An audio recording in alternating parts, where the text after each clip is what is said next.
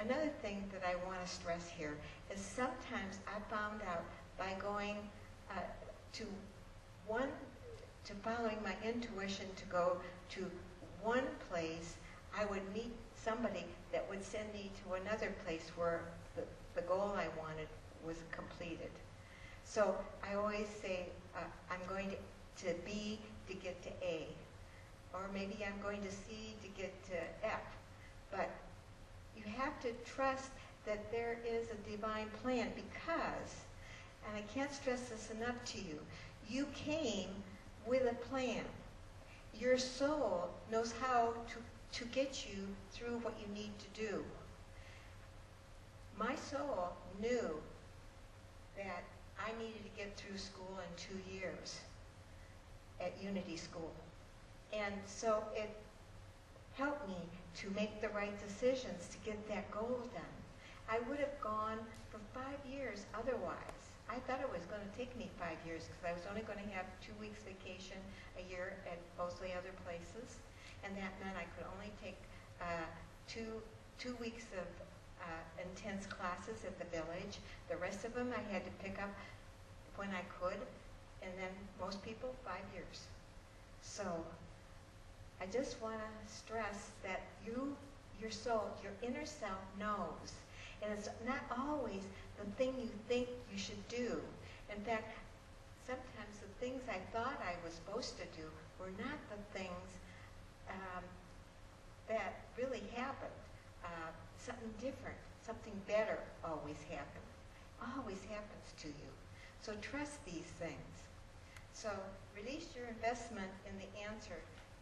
Listening is difficult when you're desired a special answer. And how to know it is from your intuitive mind. There is some guidelines that I use, and one of them is it good for all concerned? Is it just going to work out fine for Jane and the heck with everybody else? Or is it something that's in the best interest of everybody if I do it in a particular way? Is it moral? And I think we all know what that means. Don't go, my intuition told me to go steal that purse. We know that's not right. It's not moral. It's not good. And we're all smart enough to know that that's not the way to go anyway. But check is it moral? The other one, does it demonstrate love? And is it for a higher purpose? Is it for a higher purpose? It was for me to go to Unity School. It was for a higher purpose. I became a licensed teacher, and then I was able to teach so much more and do so many more things because I had that diploma. When you take action, let go of the outcome. We just talked about that. Start with little things. Ask where to go to dinner.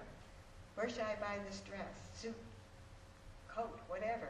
Sometimes we are led to a store and then redirected.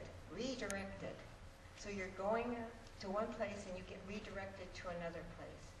And then this is so important because this is where I always got followed up so often. It was emotional investments are hardest to get an accurate answer for. And emotionally, when you're involved in an emotional question, you really need a lot of support. So I would go to places like, okay, if I need to understand this, I will go ask for a sign. That's what I would do. I want a sign, God. Show me a sign. Play a song on the radio. I'm going to turn the radio on. The first song I hear is my answer to whatever I was thinking about, okay? And I'm shocked to find out how many times that perfect answer was in the song. Maybe I had to listen to the whole song in order to get the answer, but by the time the song was done, I knew what the answer was for me. Another thing, and I do this, is probably my favorite thing to do. If I have a question that I need to know an answer to, I have a library of books, and I will walk over to my library books and say, okay, I need an answer to this. So I'll go pick up a book, open it up, and wherever my hand hits the page, the answer is. And it has worked every single time for me. So once you trust your intuition, you get, I say, back up for it.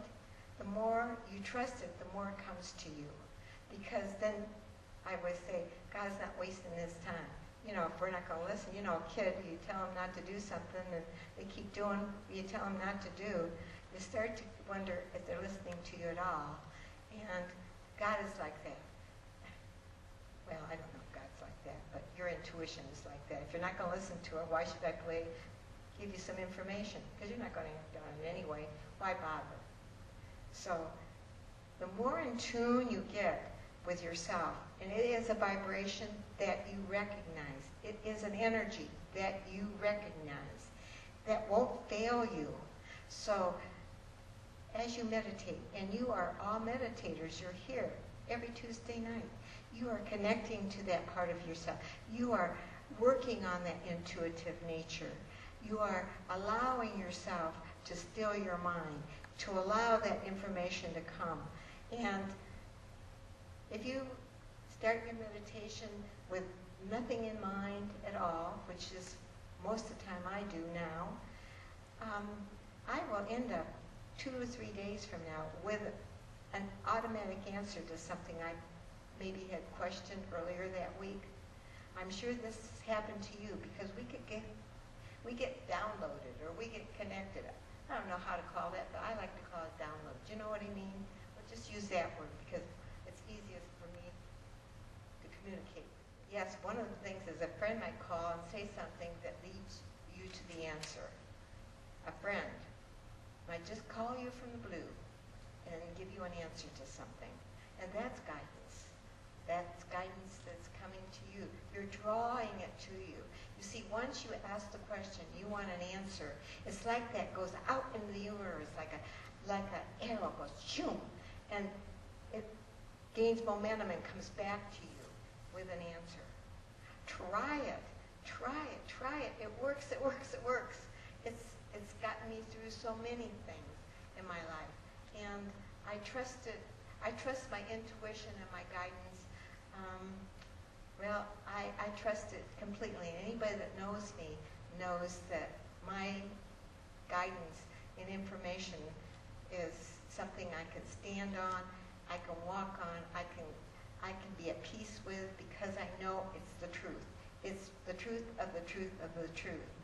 And that is great security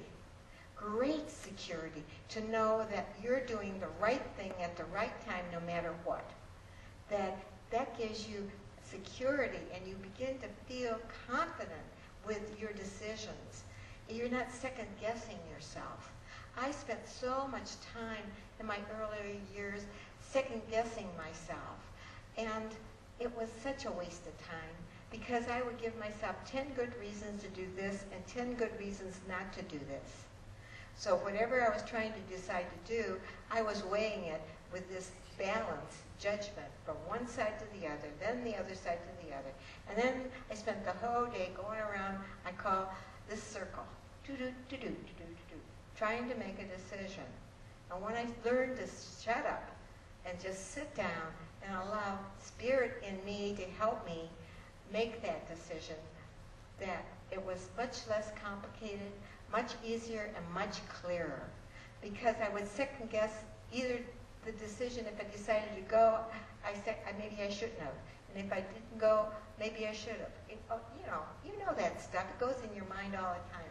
It's one of those things that just kind of is always constantly budding.